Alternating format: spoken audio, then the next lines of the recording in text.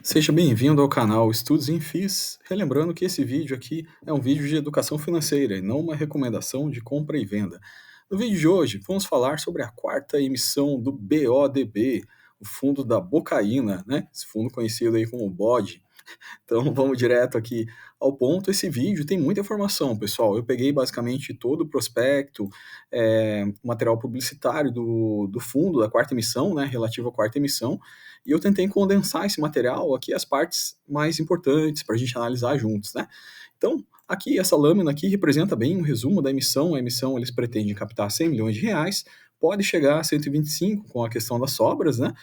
Investimento mínimo por essa emissão são de R$ 5.000, né, ou 547 cotas. Lembrando que esse fundo aqui ele tem uma taxa de administração 0,9 e tem taxa de performance também.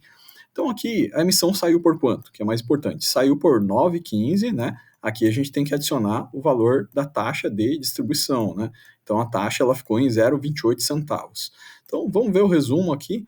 Eles pretendem captar 100 milhões de reais. Aqui a parte mais importante do prospecto, né? Então, ao total, ela vai sair por 9,43. A gente tem visto, né, esse fundo na cota mercado assim um pouco acima disso, né? Esses dias baixou um pouco o valor da cotação, né? Mas basicamente está bem próximo isso aí o valor do fundo, né? No mercado secundário. Então, o que eles pretendem fazer? Como eu falei, essa emissão é para público em geral, né? O valor mínimo para investimento, 547 cotas, né? Vai ter o direito de preferência, né? Para os cotistas, e aí vai ter o direito às sobras, né? Como eu relatei aqui. Aqui os períodos, né, da preferência até 1º de novembro, a 1º a 30 de novembro, da sobra 6 a 14 de dezembro, e aqui a liquidação da oferta em 5 de dezembro. Então, pessoal, basicamente é isso. A gente tem o valor da última patrimonial aqui de setembro, 9,45. Não tem como afirmar agora, né, como é que estava patrimonial, mas a gente entende assim que deva estar muito próximo do valor patrimonial, né, esse valor da emissão aqui. Bom, vamos falar sobre a Bocaína, galera. Que jogo rápido, mas é importante falar, porque, no meu entendimento, o patrimônio mais importante de uma empresa, na verdade, são as pessoas sempre, né? E então a gente precisa conhecer bem realmente as pessoas, os gestores, né, das empresas que a gente está se associando, né, onde a gente está investindo o nosso dinheiro, não é verdade? E olha só que legal a trajetória aqui da Bocaína. Então, a Bocaína, o Miguel Ferreira, né, teve uma trajetória enorme aqui na área financeira, né? Ele chegou a ser CEO do Santander, olha só que interessante, né? Com 300 bilhões sobre gestão, aí 3 anos, né? Na sequência, ele virou gestor de infra do Santander. Nessa ocasião, ele convidou aqui o Gabriel Esteca, né? Cofundador e head de infra. O Gabriel aí com uma experiência larga também, financiamento de projetos, infraestrutura, né? Então, se juntaram os dois, basicamente, nesse setor aqui do Santander, onde eles administravam 650 milhões, né, na área de infra, e aqui em 2020 eles resolveram fundar a Bocaína, para nossa sorte, né? Porque realmente essa gestora, na minha opinião, é uma gestora diferenciada, né? Aqui, então, novamente, a equipe toda deles aqui, um pouco sobre o fundo. Esse fundo é muito didático, né? Ele procura formar mercado, formar os investidores, então o material deles é de excepcional qualidade. Não tem nem o que falar, né, relativo ao material dele. Aqui, olha só que interessante, ele fala sobre algumas diferenças, por exemplo, entre o fundo Bocaína, né, que é um fundo para público geral, um fundo fechado, distribuição mensal, totalmente isento de IF, eles buscam um retorno superior à NTNB de 1,5 a 2,5. Eles comparam aqui com um fundo, por exemplo, de infra aberto, que é mais o público-alvo para institucionais, se compara com um fundo exclusivo e o FIP também, por exemplo, o FIP já é totalmente diferente, é um produto com um retorno mais alto, né? Mas ele é para investidor qualificado, ele envolve um pouco mais de risco por se tratar de empreendimentos, né? A gente se torna, na verdade, um pouco que sócio do empreendimento, então você está mais exposto ao risco do que um tomador de dívida, né? Como é o caso das debêntures aqui. Ok? Então, feito esse comparativo, o fundo fala que o mercado brasileiro ele está atualmente existe um gap, né, onde ele suporta produtos mais sofisticados e é onde entra esse fundo. É um fundo, na verdade, de risco balanceado, né, proteção contra a inflação. Ele está aqui entre a renda fixa e está entre o equity. Então, ele está no meio do caminho, não é verdade, pessoal? Bem interessante, né, essa pontuação deles, né? Eu achei muito didático a forma da Bocaína apresentar, como sempre, né? Eles são referência no mercado, na minha opinião, na forma de traduzir informações complexas de forma simples, né? Então, aqui, conversa um pouco sobre o mercado de infra, né? Olha só, aqui um investimento realmente muito baixo, né? Veja, aqui, ó, 2023, né? 1,94, né? Em relação ao PIB, né? O investimento, né? E está muito abaixo do mínimo para reposição dos investimentos de infraestrutura do Brasil, né? Então, na verdade, é um mercado extremamente com alto potencial, né?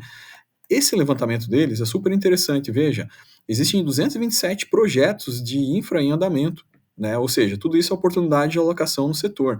Aí você tem todas essas modalidades, né? Não vou passar, mas são basicamente as áreas da qual a lei dos FIINFRAs permite que seja feito investimento é, incentivado, ok? Então esse investimento ele pode ser feito lá, incentivado pela lei 12.431 de várias maneiras. Primeiro, a concessão, por exemplo, ele cita o exemplo aqui da São Gabriel Saneamento, né? Então ela pode ser feita por concessão, né? Que tem as taxas, ó. Pode ser feito por um PPP, que também é um tipo de contrato de concessão, né? Realizado através de leilões, por exemplo, iluminação pública lá de Aracaju, Feira de Santana, interessante, né? Isso são debêntures possíveis de serem capturadas por FIINFRAs, né? E aqui por autorização. Então, nesse caso, não há realização de leilão, né? Aqui a gente tem o caso da Proton Energy, a gente tem o caso de Ventos de São João, né? Então, isso tudo são debêntures onde você tem a cobertura e é possível investir nelas através dos FIINFRAs, né? Então, o setor privado investindo, na verdade, em ativos de infraestrutura, né? Através do mecanismo do FIINFRA. Então, aqui ele explica logicamente como é que funciona. Ele fala que é interessante que hoje, na verdade, esses projetos de infra, eles estão ganhando bastante espaço pelas debêntures incentivadas. Hoje, por exemplo, 70%, né, desses projetos já é debênture incentivada, ao passo que 30% ou 20% é capital próprio, né, financiamento. Então, financiamento do próprio acionista, por exemplo, né? Então, olha só que interessante, é um mercado de elevadíssimo potencial. Aqui um pouco do mecanismo da debênture incentivada, né, como é que funciona, então ela faz a ligação do mercado de capital aos ativos, né? Então, super interessante esse detalhamento da Bocaina aqui. E aqui vem a parte mais interessante, né? A parte do crescimento aqui das debêntures em relação ao financiamento público, né? Antes era BNDES, era o BNB, né? Só que atualmente a gente vê as debêntures incentivadas já tomando conta de 45% do mercado. Interessante, né? E aqui, olha só que bacana. Aqui ele faz um gráfico com as debêntures e a duration, né? As debêntures com a taxa IPCA+, né? Como é que está a remuneração das debêntures no mercado aqui com duration mais curta até debêntures mais longas, né? Percebam, sempre acima de 6, de IPCA mais 6, mais 7, até chegando a IPCA mais 10, né? Então tem algumas características que influenciam nessa nuvem de pontos aqui, que faz o ponto ir mais para cima, mais para baixo. São elas, volume da emissão, se a emissão, às vezes com volume menor, você tem uma remuneração mais alta, né? Uma estrutura de projeto de investimento, né? Ou seja, uma debênture com estruturas mais elaboradas, garantias reais, né? Pode ter um prêmio superior. Exclusividade, aqui ele fala de personalização, né? Da debênture com a própria proprietária, né?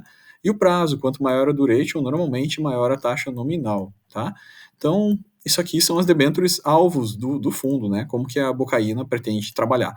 Então, tendo visto esse rápido overview sobre o mercado de infraestrutura, e o mercado de debêntures, né? Vamos ao próximo ponto, e ao ponto mais importante, que é o detalhe da emissão. Aqui a gente vai até o final do vídeo detalhando bem cada ponto aqui da emissão. Então, o ponto central da emissão, né, primeiro, por que investir nesse fundo, ou através de emissão, ou no secundário, né? Então, alguns pontos-chave aqui, né? Primeiro, realmente o time, como a gente viu, tem elevada expertise, né, nessa área de infraestrutura, gerenciamento, financiamento de obras, desenvolvimento, né.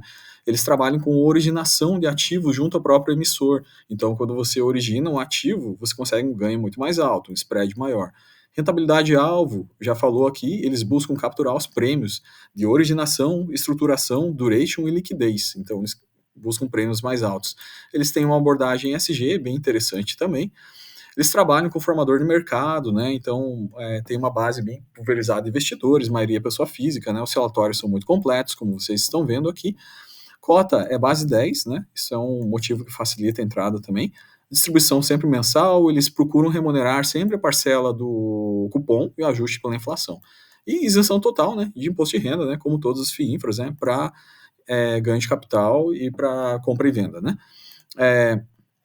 Então vamos lá, o fundo vem crescendo aqui, né, com base em número de cotistas, estamos hoje aí com 14 mil cotistas, né. Esse fundo, veja, vem pagando muito bem, né, desde a originação dele aqui, ele já está basicamente com uma média aproximadamente de 16%, né, de dividend yield. Então aqui estão os detalhes do resumo, né. A cota mercado hoje, inclusive, até um pouco descontada, né. Aqui um pouco mais sobre a rentabilidade do fundo, sim, de fato está entregando 4,3% acima da NTNB. Claro, certamente vai passar por alguns momentos, né, como foi essa passagem aqui de outubro a janeiro, que foi um momento bem turbulento no aumento de juros reais, NTNBs, né, esses estresses de mercado que ele passa para baixo, né, mas na média do somatório aqui, sim, está entregando a mais do que o prometido, né, 4,3% acima da NTNB. Liquidez vem crescendo bastante, né, com o aumento de cotistas, essas emissões, o fundo se torna mais líquido, isso para nós cotistas é muito bom, é excelente. Então aqui o exemplo da última emissão, o que que ele fez, né? Então ele mostra aqui nessa tabela resumo que as debêntures que ele comprou na última emissão, na terceira emissão no mercado secundário, né? Ele captou 166 milhões, ele comprou e ele já poderia fazer um ganho de capital sobre essas debêntures, porque ele comprou e já tem compressão de spread aqui, ou seja, ele usou a oportunidade para comprar boas debêntures, né? Aqui, evolução do portfólio, super interessante. Veja, desde o IPO, como é que o fundo estava, né? Apenas com 4 segmentos aqui, como é que o fundo ficou, né? Tipo, em maio, com essa terceira emissão aqui, super diversificado. E agora, aqui, como que o fundo vai ficar com a quarta emissão, perceba, né? Então, o fundo já tem em vista todos esses ativos aqui. O que, que ele pretende comprar? Ó, tem transmissão, né? Com 3% acima da NTNB, tem saneamento, né, basicamente nessa faixa também, 3 ativos de saneamento, telecom, 5% acima da NTNB, iluminação pública, 3% acima da NTNB. Com isso, formando um portfólio bem mais variado, né, e as taxas aqui do pipeline dele bem interessantes também, né.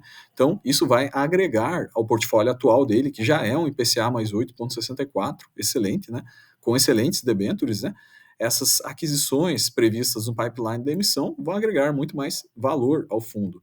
Então o fundo busca o quê? Né? Busca debêntures pouco acessíveis ao público geral, então ele trabalha com originação, estruturação, enfim, tudo isso, né? O diferencial do fundo. Emissões menores, né? Para pegar um prêmio de liquidez, eles pegam prazos, durations mais longos, né? E eles focam sempre no projeto, né? Para fazer uma estruturação, uma complexidade maior, garante uma rentabilidade maior. Então, isso se resume nessa frase, esse é o trabalho da Bocaína, é trabalhar com expertise num portfólio diferenciado, né, do mercado como total, e buscar retornos superiores. Até o momento, isso vem se comprovando, então basta ter a melhor gestão, a gente tem que ver o resultado se materializando. E de fato a gente vê, a gente acabou de ver aqui esse fundo, né, vem pagando aí em média, né, 16% dividend yield. Super interessante. Então aqui mais detalhe, né, de diferenciais da Bocaína, né, então, ele pega debênture comum, só que eles buscam debêntures com prêmio de estruturação, prêmio de originação, prêmio de liquidez e duration. Com isso, eles conseguem, na verdade, um alvo mais alto, né? É isso que a Bocaína busca de forma geral. Aqui, muito próximo de fechar o vídeo, né? Então, o fundo vem crescendo bastante. A gente lembra que a Lei 12.431, né? Antes dos 24 meses, você pode estar abaixo de 85% de debêntures, né? Ao passar essa data, esse prazo, você já precisa estar, que é a fase que o fundo já está atravessando, né? E aí, nas ofertas futuras, o fundo vai chegar aí a 95% de debêntures, né? Então, basicamente, a partir daí, o fundo começa a pegar mais tração, né? E ele começa a performar de forma melhor, né? Aqui para fechar o vídeo também, esse gráfico a gente pode gastar um minutinho nele aqui para fechar o vídeo, que é super interessante. Veja, então ele faz um comparativo sobre, por exemplo, o FIINFRA, né? O que é o FIINFRA? Como a gente já viu em vários vídeos, trabalha com debêntures incentivadas, ou seja, as debêntures têm um carimbo de incentivo lá, né, pela Lei 12.431, investimentos de infraestrutura, já viu as formas de fazer aqui, isenta de tudo, né, diversificação alta, né, escolhida por investidores profissionais, basicamente é uma renda fixa, né, o risco dela é baixo, né, com classificação de risco. Quando a gente compara com FIIs, fundos imobiliários, veja, às vezes é ilusão, né, você compra um fundo imobiliário com um CRIs lá no meio, com ativo imobiliário, que é uma renda mais variável, né, o risco dele, na verdade, ele tende mais para médio, né, pessoal? Então, esse que é o ponto que eu queria deixar para vocês. Por exemplo, o FIPE, que é equity, é um risco também médio, né? Então, quando a gente investe nesse tipo de ativo aqui, certamente é um ativo mais seguro. Pessoal, o vídeo de hoje era isso sobre a quarta emissão aí. Fico por aqui, até o próximo vídeo.